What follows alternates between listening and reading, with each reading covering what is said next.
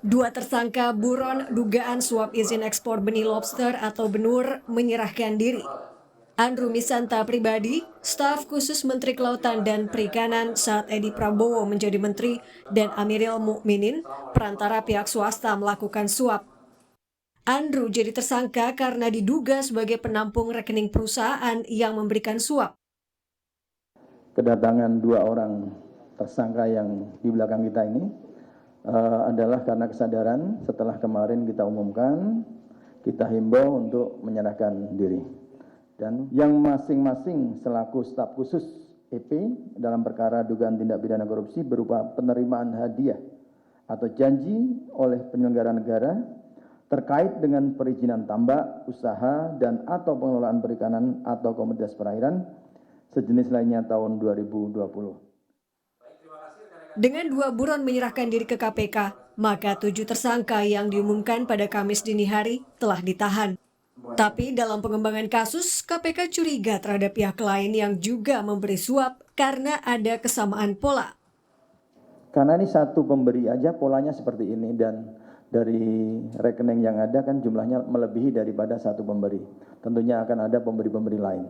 Ya, akan kita infokan pada hasil penyidikan berikutnya. Apakah karena dari proses dimungkinkan bukan hanya orang-orang ini aja yang terlibat, tapi dari yang sekarang ini adalah ini yang betul-betul dominan begitu melakukan perbuatan-perbuatan yang terkait dengan proses perizinan maupun proses pengumpulan uang.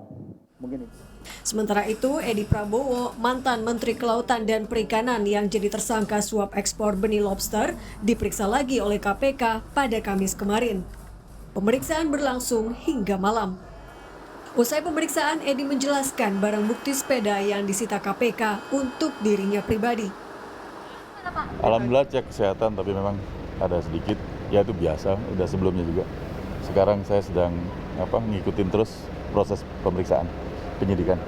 Sepeda itu gimana Pak? Masuk barang di data sebagai disita.